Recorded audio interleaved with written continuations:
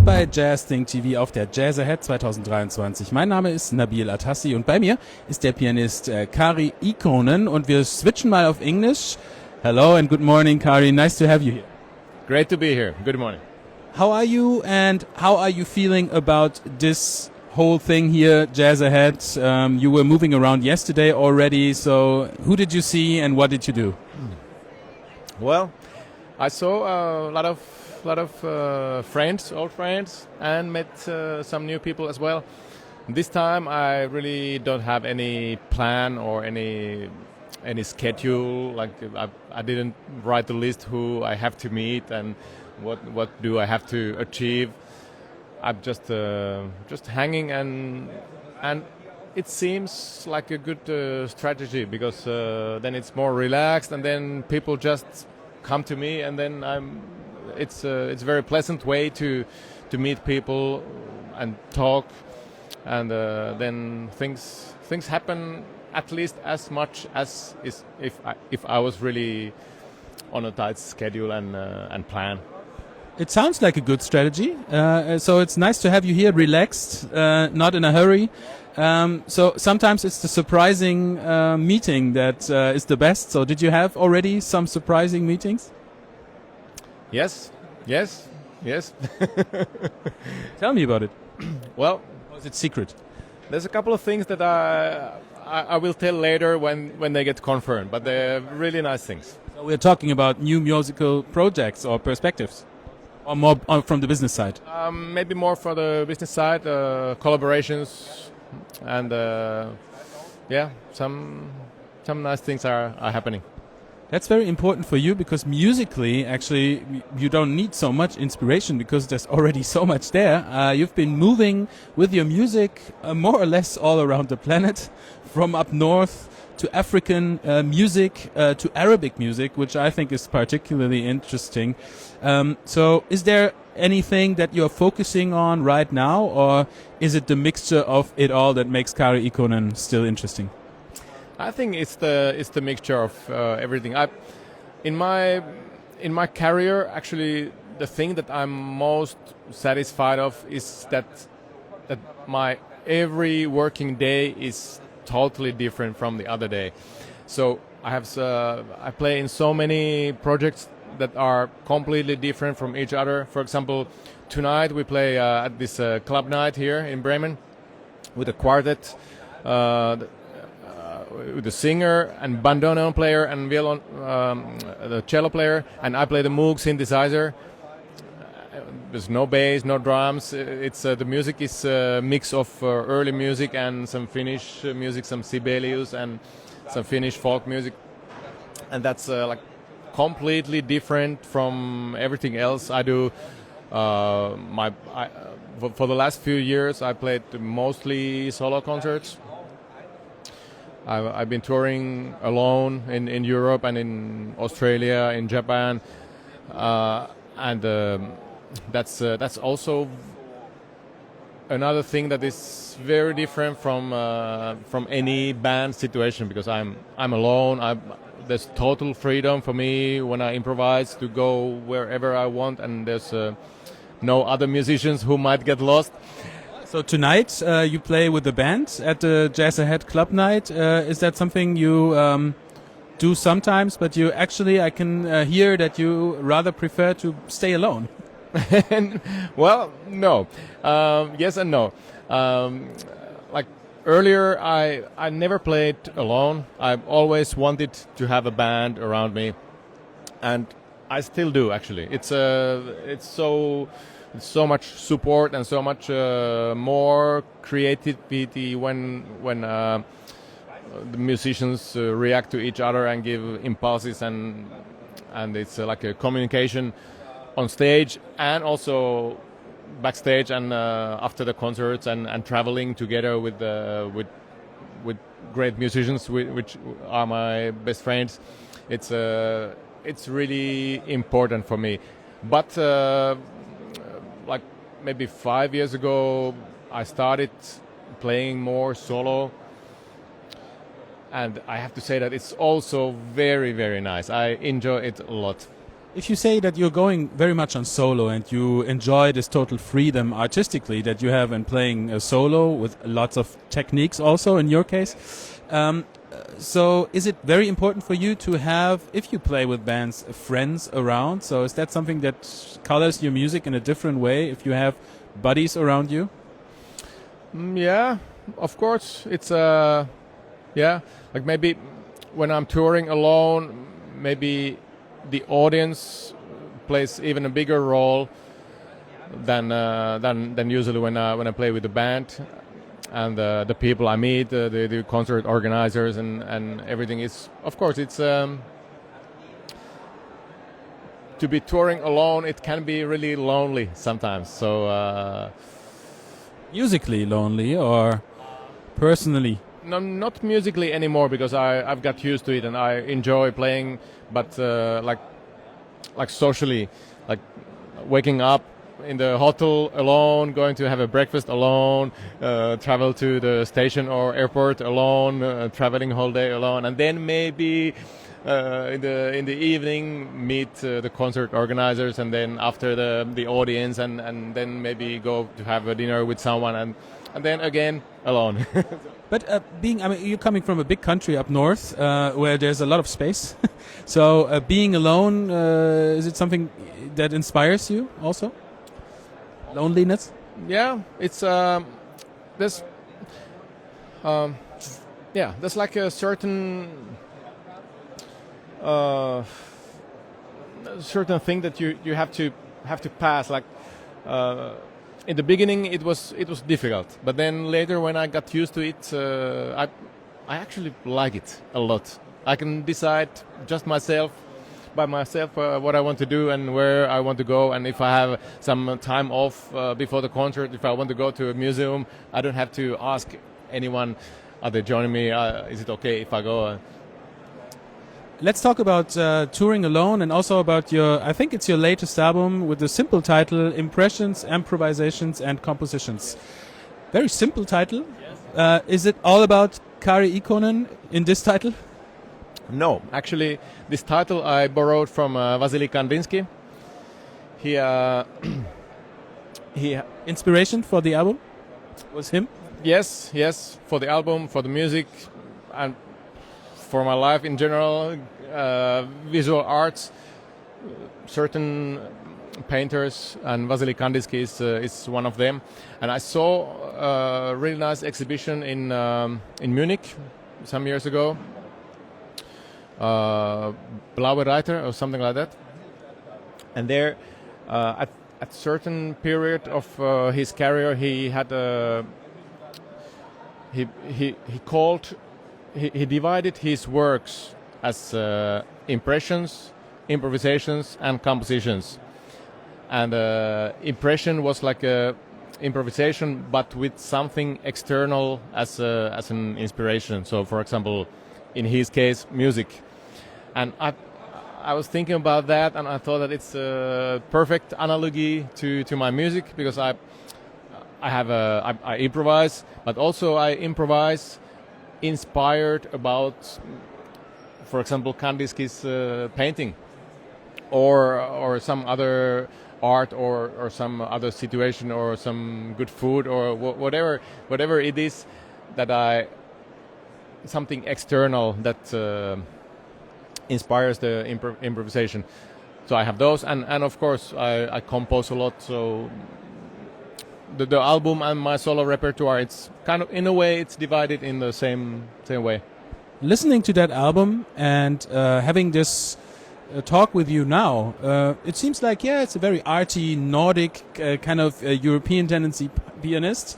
But that's not the truth, because there are so many other influences. If I listen to you playing, for example, Arabic music or Afro music inspired, I have the feeling that there's another side, a completely other side, because you also do this with bands, not only solo. So you seem to be pretty much in love with this quarter tone kind of aesthetics and feeling. Yes. Arabic music has been very important for me for a long time, because of the way the microtones are played in Arabic music. It's so beautiful. The microtones, they are super inspiring and interesting for me, especially as a pianist, because in between the two keys there's something, but I cannot get it. Sure, you can, because you did because you are also a techie a little bit, and you did a little invention to make it possible. Interesting. Yeah, now I can, but earlier I couldn't.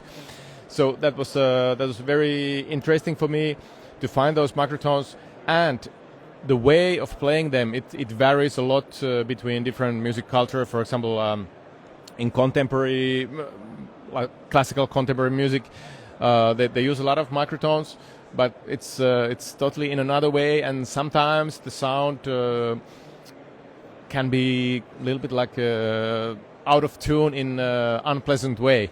But in Arabic music, they have such a long tradition of these microtones, and the way they use them melodically, they don't sound out of tune at all, but they sound just super beautiful.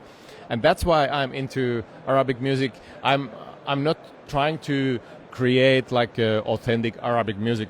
That would be strange for me as a Finnish musician. But why that? Why would it be strange? So because is there like a rule? So you have to be born in Arabic country to be possible to do this, to be able? Yeah.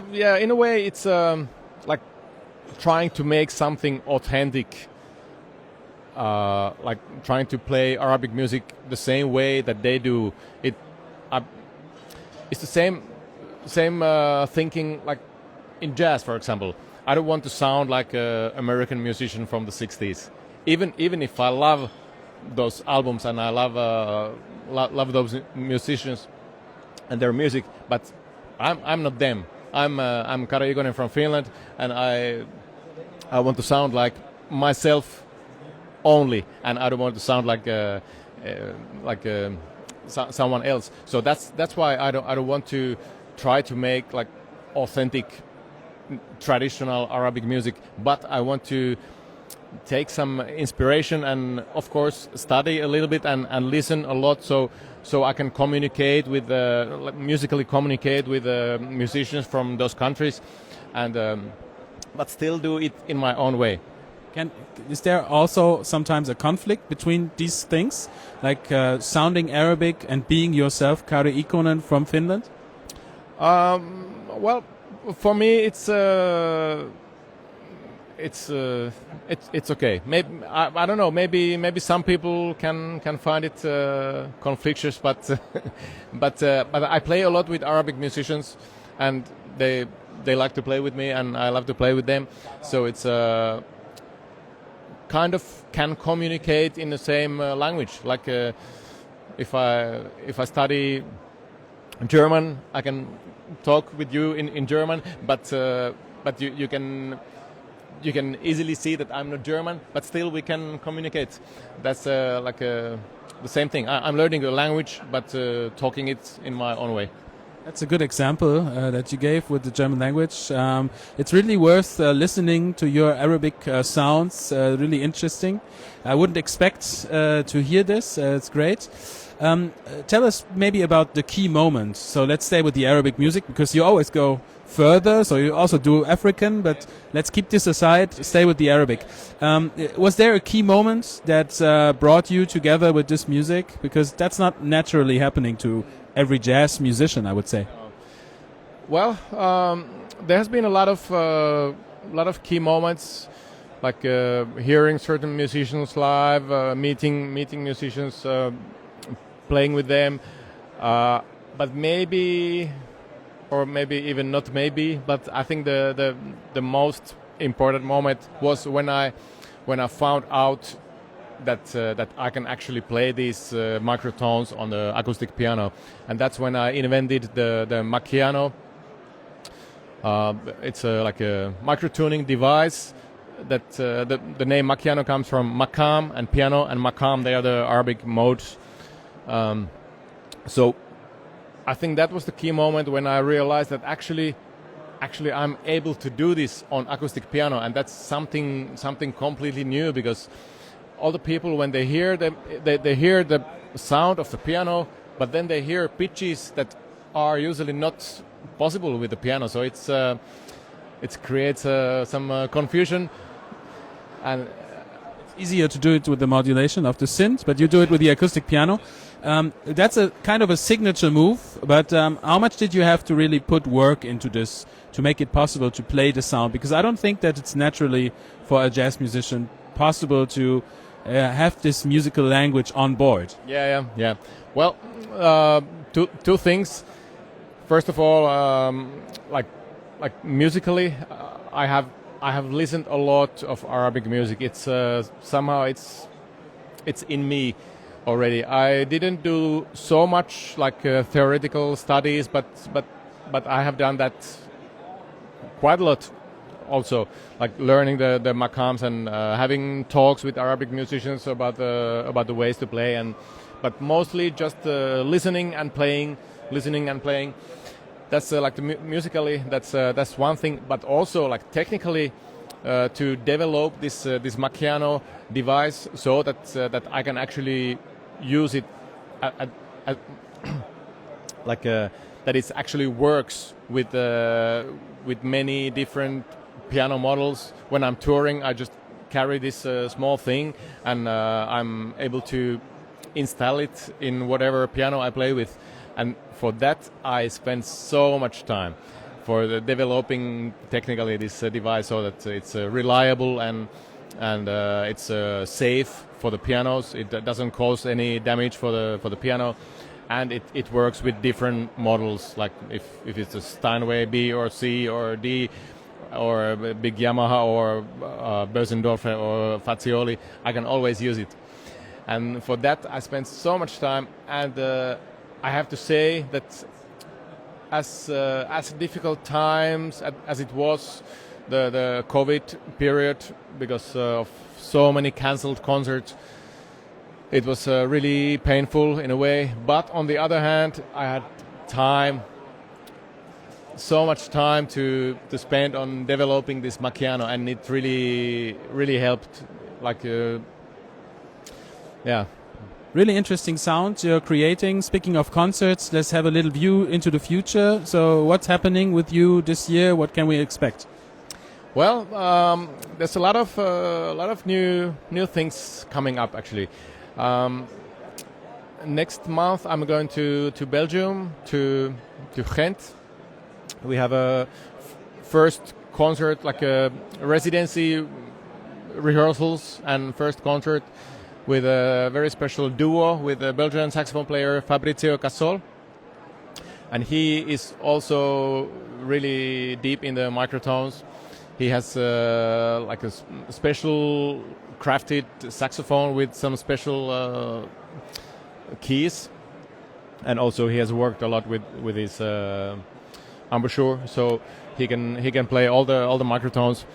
And we are creating something totally new, like outside the Arabic maqam thing, but still microtonal music, and that's super interesting. He's a really great artist and super nice guy. So I'm really looking forward to this collaboration. So there's new stuff to come from Kari Ikonen. For the moment, I say thank you for you being here, and thanks to be with us, Kari Ikonen from Finland. Thank you.